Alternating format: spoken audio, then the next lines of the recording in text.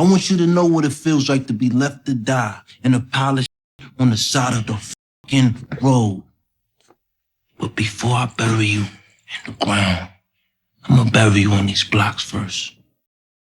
So this was an exclusive they released on social media where we see Unique confronting and warning Rock, "Before I bury you in the ground, I'm gonna bury you on the blocks." And it really was a cold line from Unique. You can tell he really is mad. The last time they were in this kitchen, their relationship was very different.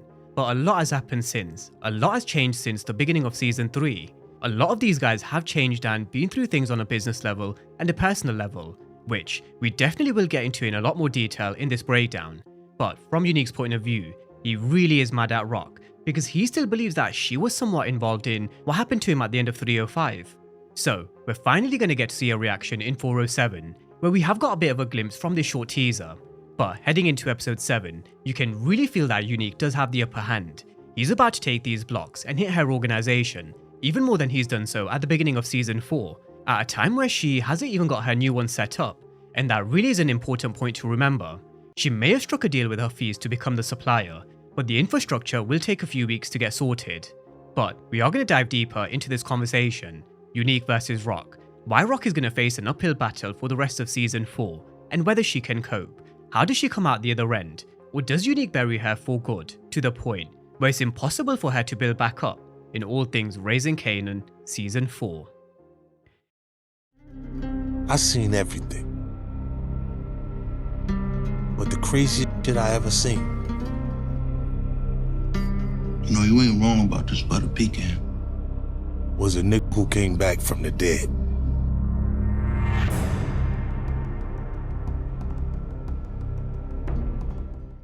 Now we do have to start with Rock's reaction towards the end of 406. It was a look of someone who just saw a ghost, because this was someone who everybody believed was dead for 6 months, not just Rock. Even Panessa thought Unique was dead.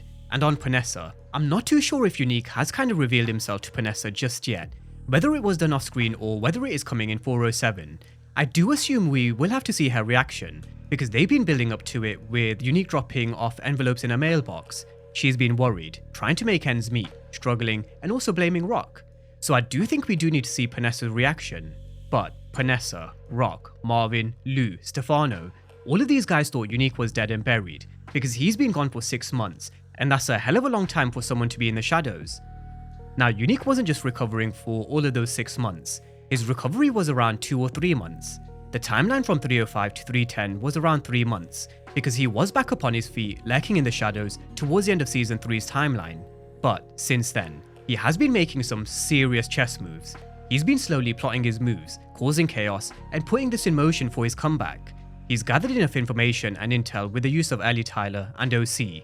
He was feeding information to Unique from inside Rock's organization, which was actually through working for Kanan. He's got his old connect back in Quan, made the alliance with Phil Russo, soldiers from Akbar out in Trenton, and that's when he thought now's the time to hit Rock and show his face again. I'm done being dead, Rock.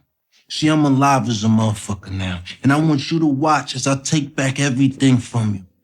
Now Phil Russo did warn Unique he can't kill his girlfriend, because he doesn't want a war with the other Italians, or wants his name to kind of be connected to this hit.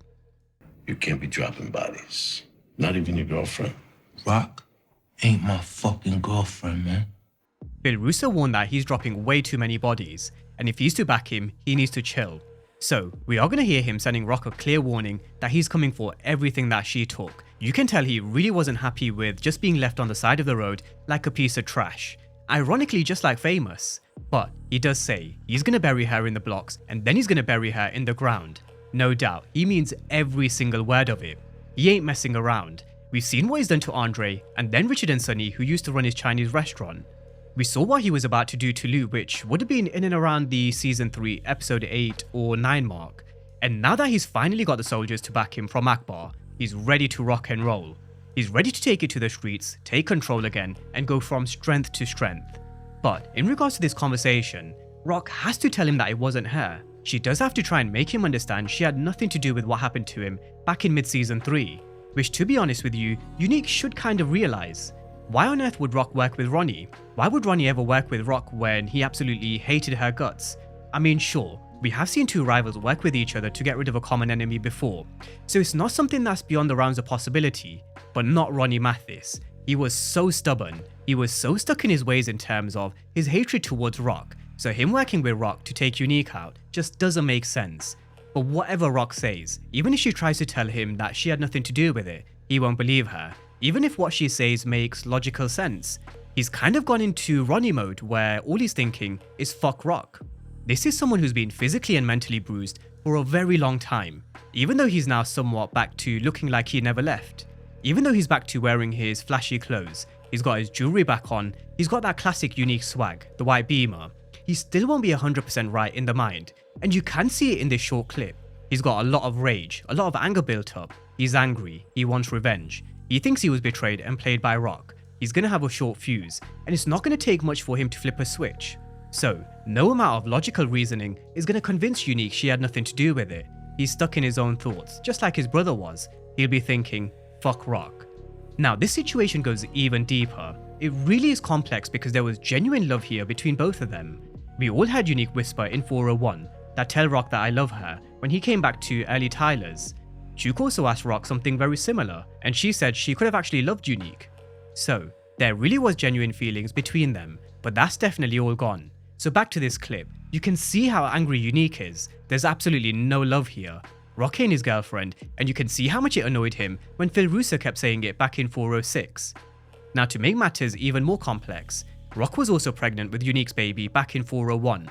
I don't think she's going to be thinking about the baby at this moment in time when Unique does confront her and warn her. I think she's going to be so shocked, trying to make sense of Unique being alive, whether the situation is even real.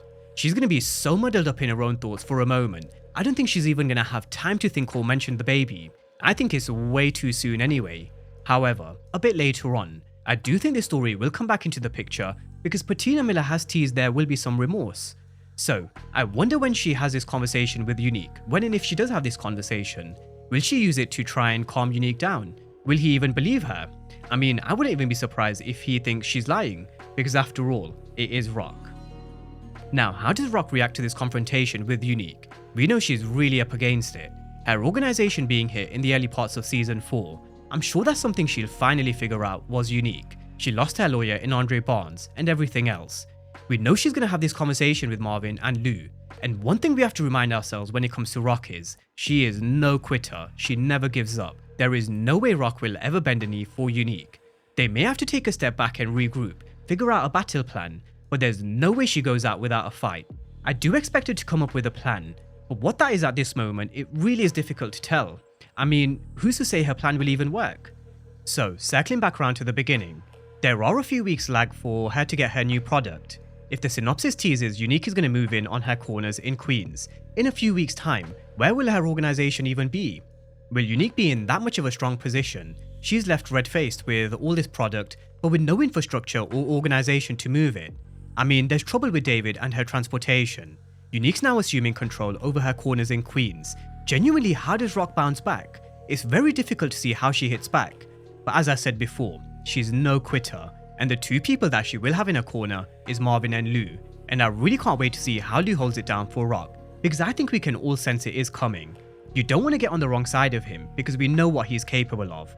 We know what he's done to Crown before in season 2, and I do think he's just one moment away from going back to his old ways. His patience is wearing very thin when it comes to B-Rilla, and maybe that's the whole situation which turns him. But Lou is definitely going to be there for Rock. He ain't going to let Unique come for the Thomases without him having his say-so. Now, what about Snaps and Pop? Where do they fall into this situation? I do think they are going to take a backseat and enjoy the show, literally. They're retired. Both Unique and Rock will approach Snaps and Pop, and I think they're probably going to think, let the chaos begin. We'll back the winner or we'll back the strongest horse. If Snaps and Pop decide to back Unique, then Rock really is in deep shit. That's the last thing she needs because of who Snaps and Pop are. Imagine Unique having the backing of Quan, Phil Russo, Snaps and Pop.